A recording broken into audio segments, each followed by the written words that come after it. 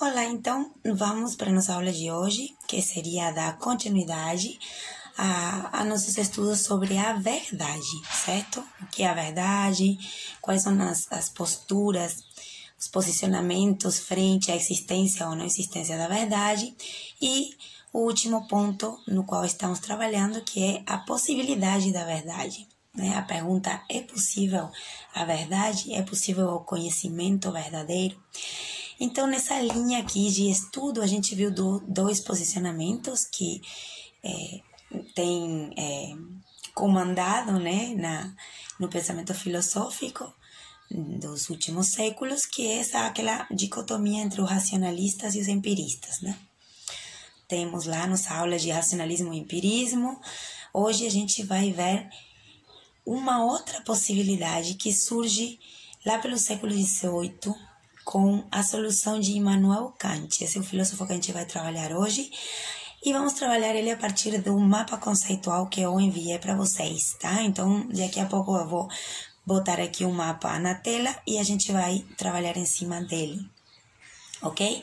Mas, primeiramente, dizer para vocês que essa é a tarefa de Kant, o que ele se propôs era justamente uma superação do empirismo, que estava muito forte na época dele. O racionalismo, que tinha sido muito forte durante séculos, tinha caído um pouco em descrédito perante o desenvolvimento das ciências naturais, do método científico, da experimentação, da observação e, consequentemente, o porquê o empirismo também cresce, aumenta, começa a ganhar adeptos, se converte meio que no paradigma, do pensamento.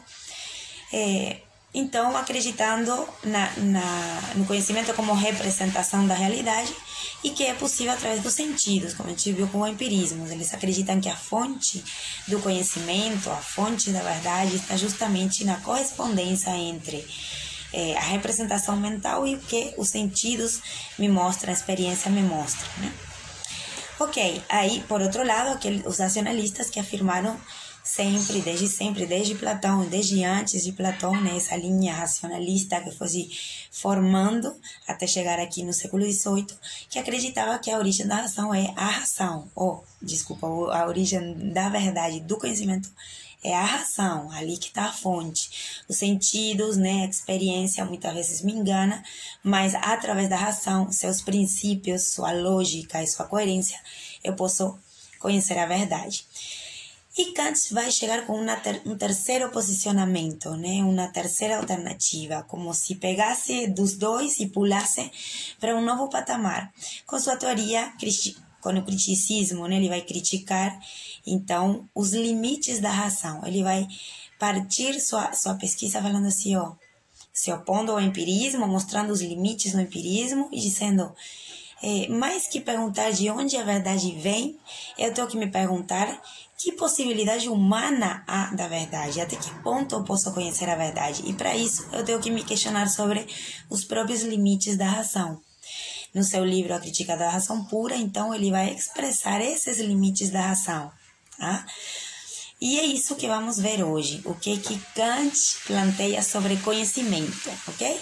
Então agora eu vou pedir para vocês, quem tem o mapa conceptual ali na mão já pegar, e quem não, vai assistir aqui mesmo na tela. Eu vou deixar o mapa conceptual de Kant aqui, vou explicando os conceitos, ok? Vamos lá? Como vocês podem ver, então, ali no mapa conceitual, a gente tem bem na bolinha no meio ali o Kant, a parte principal do mapa. Esse é o autor que vamos trabalhar, Immanuel Kant. Ele é um filósofo alemão do século XVIII e Kant, ele foi aquele bem tipo clássico, aquele padrão de filósofo, Foi uma pessoa que dedicou a vida à filosofia, ao pensamento, a escrever, Tem muitos livros, a obra dele é muito ampla, muito complexa, ele passa pela estética, pela ética, pela metafísica, um autor bem interessante. Hoje nós aqui vamos trabalhar apenas essa parte mais epistemológica ou de nociológica do conhecimento, de ver as possibilidades do conhecimento humano, essa dimensão da filosofia.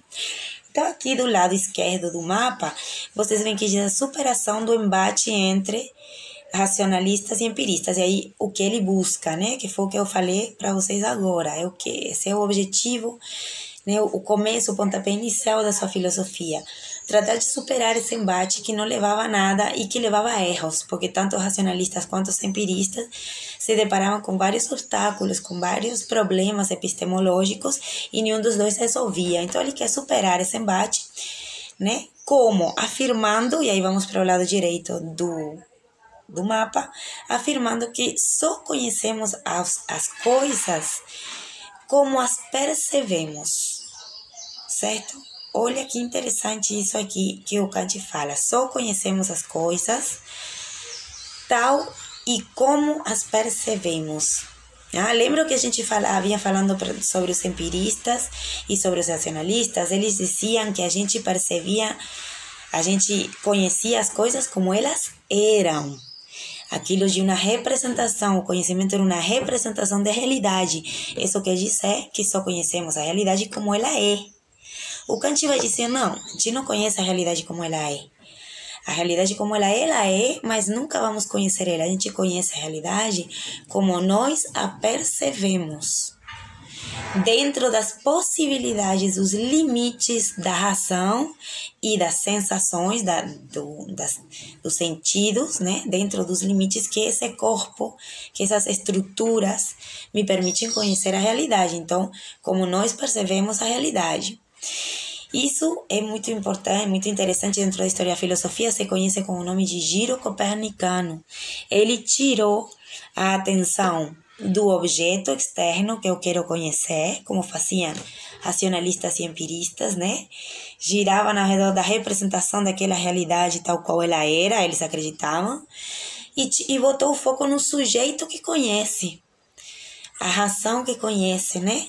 Então agora ele vai estudar a razão, porque ele não pode conhecer a realidade como ela é. Então, ele vai estudar a razão, como a razão conhece. Isso que se conhece como giro copernicano, né? Fazendo referência a Copérnico, um filósofo que tinha falado que o centro do universo não era a Terra, mas o Sol. Então, esse giro copernicano que ele deu, né? Fez todo mundo achando que a gente estava fixo e o resto girava ao nosso redor. Mudou, girou a coisa e botou a gente girando ao redor do Sol, né? Então, o Kant vai fazer esse giro, só que nessa parte epistemológica de conhecimento da verdade, né? Ele vai dizer, não, se eu não posso conhecer a realidade, então eu vou conhecer os limites da razão. Botou o foco nas possibilidades do conhecimento, certo? Voltamos aí para Kant, então, descendo, vamos encontrar com a pergunta, problema que nós estamos trabalhando aqui. Como conhecemos? Né? A possibilidade do conhecimento, como conhecemos? Então, a partir dessa pergunta, ele vai dar as formas básicas do conhecimento, né? A gente tem de um lado o conhecimento empírico, ou, como Kant chama, o conhecimento a posteriori, tá? E do outro lado temos o conhecimento a priori, que seria o conhecimento racional, tá? Só que Kant não chama conhecimento racional e nós também não vamos chamar de conhecimento racional, tá? Vamos chamar de conhecimento a posteriori, então, aquele que tem como fonte os sentidos, a experiência sensorial, tá? Então, ele é a posteriori, é posterior à experiência, de ali o sentido da palavra posteriori. Ele acontece depois da experiência, depois de ter tido aquela experiência ou ter aquele conhecimento, a posteriori. E do outro lado, os conhecimentos puros ou a priori. Por quê? Porque não, são anteriores à experiência, tá? Tem mais a ver com os limites da razão, são prévios. Eu entendo a realidade a partir dele já, desses conhecimentos a priori, certo? Ok, vamos voltar para a pergunta como conhecemos, ali um passo antes no mapa conceitual. Vamos ver o lado direito do mapa, onde disse o que é o conhecimento, porque para continuar entendendo as formas do conhecimento, a gente precisa parar um pouquinho para entender o que é o conhecimento para Kant, tá? Então aí, temos uma resposta ali, o que é o conhecimento? É uma relação entre Continuamos a setinha entre um sujeito que conhece e um objeto conhecido, certo? Estamos do lado direito do mapa conceitual, tratando de entender o que é o conhecimento, e aí a gente tem uma primeira definição do que é o conhecimento. Conhecimento é uma relação entre um sujeito que conhece, no caso nós, cada um de nós, um sujeito, vamos falar de forma abstrata, não é nem eu, nem você, nem fulano, é nós, o sujeito que conhece, uma abstração filosófica para entender o conhecimento humano, e do outro lado o objeto conhecido, a realidade, tá? Se eu olho para minha mão ali, a mão é o objeto do conhecimento, eu sou o sujeito que conhece, então tá vendo que pode ser meu próprio corpo, tá? Não estou falando uma coisa externa, eu posso ser o sujeito que conhece meu interior também. Mas há um objeto que é ser uma coisa que é catalogada como aquilo que eu vou conhecer, tá? Então, por exemplo, eu sou um astrônomo, eu vou estudar os astros. Então, meu objeto de conhecimento vai ser o Sol, por exemplo, porque é aquele que eu escolhi. Essa relação entre eu e esse objeto é o que para Kant, essa relação, né? Como ele vai descrever essa relação, o que ele acredita que seja o conhecimento, porque para ele o conhecimento depende dos limites da minha razão. E quais são os limites da razão? Vamos ali, onde diz sujeito que conhece, tá? Esse sujeito que conhece, que possui a priori, tá? Aqui, ó, o que significava a priori? Vamos lá de novo, conhecimento puro a priori. O que era? O conhecimento anterior à experiência. Então, este sujeito tem a priori, ou seja, tem antes da experiência, antes de ter qualquer tipo de experiência sensorial, ele possui duas estruturas. Nossa razão, nosso ser, o sujeito que conhece possui duas estruturas, tá? Que vão determinar como ele conhece. Quais são essas duas estruturas? São a priori, lembrem, não depende da experiência. A gente já nasce com elas, são inatas. Quais são essas duas estruturas? Por um lado, a estrutura de sensibilidade, como eu disse ali, né? Primeira, estrutura de sensibilidade.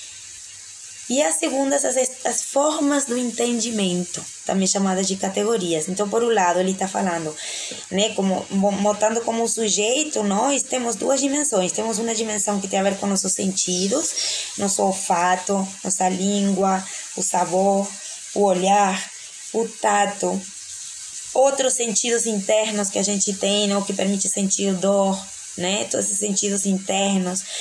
Tudo isso vamos chamar de estruturas de sensibilidade, que nos permite perceber a realidade. Através dessa estrutura da sensibilidade, nós percebemos nossa realidade, ok? Essas estruturas de sensibilidade são duas, tempo e espaço. O que o Kant vai falar? Eu não posso conhecer nada se eu não percebo eles, ou seja, não é que eu não posso conhecer nada. Quando eu percebo qualquer objeto, peguei ali em casa qualquer objeto, eu aqui peguei uma taça, que eu estava bebendo água e estou com minha taça de vidro na mão, né? Eu só vou perceber essa taça em duas estruturas, o tempo e o espaço. Então, vamos tentar pensar, né? Essa realidade, perceber essa taça que eu estou na mão, o objeto que vocês têm na mão, sem essas categorias. Sem um espaço onde ela se encontra e sem um tempo presente, ou passado, ou futuro onde ela se encontra, né? É impossível, né? Kant vai mostrar que toda a percepção parte dessas duas categorias, ou estruturas a priori, né? Elas duas, a verdade, o tempo e o espaço formam essa estrutura que é a sensibilidade. Todo objeto percebido pelo sujeito, ele vai estar em um tempo e em um espaço. Então, eu já tenho um primeiro limite, né, do conhecimento. Eu conheço o mundo real já dentro de um tempo e de um espaço. E os objetos da realidade fazem sentido para mim se eles estão em um tempo e um espaço determinado. Senão, eles não fazem sentido. Tá? Então aí já é o limite. Como seria de outra forma, a gente não pode saber. O que sabemos é que ele é assim, tá? A realidade do mundo, a realidade percebida, ela só é percebida a partir dessas estruturas e por essas estruturas de sensibilidade, tempo e espaço que são anteriores, já nascem, já venho com elas, são innatas, né? A segunda estrutura são as formas do intelecto, tá? Do entendimento, melhor dito, formas de entendimento, que Kant chama de categorias, tá? Então, por exemplo, uma categoria é a categoria de unidade. Unidade e pluralidade são categorias. As coisas para mim se me apresentam únicas ou plurais, né? No caso, se são mais, mas eu tenho que perceber ela sempre dentro dessa categoria da razão, que seria uma espécie de conceito, né? De unidade. Quantos objetos eu estou observando, para mim tem uma quantidade, né? Aí temos uma categoria, a categoria seria a quantidade, a verdade, né? Dentro da categoria quantidade eu tenho unidade, multiplicidade, certo? Por quê? Porque eu só posso enxergar os objetos da natureza, os objetos do mundo, a realidade que me rodeia, todas em geral, né? A partir dessas categorias, quantificando, qualificando, né? Dizendo se está por cima, está por baixo, ubicando no espaço.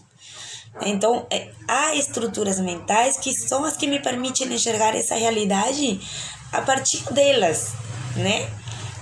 Não conheço outra forma, eu conheço o universo a partir dessas categorias. Por isso, elas são também a priori, ok?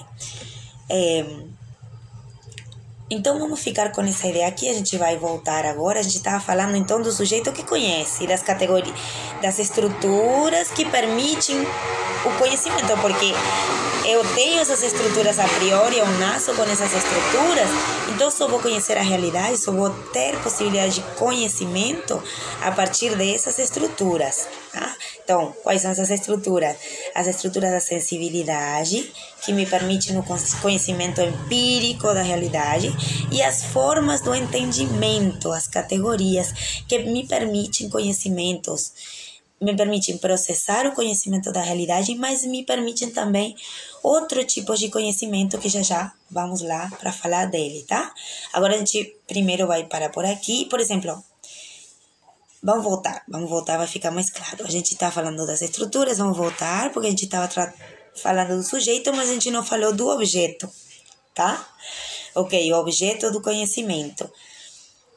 O que é o conhecimento, o objeto, não? A realidade que está sendo conhecida. Eu sou o sujeito do conhecimento, a realidade conhecida. O que é? Então, a gente chama de matéria do conhecimento, certo? Então, eu conheço essa taça. A taça em si mesma, tá?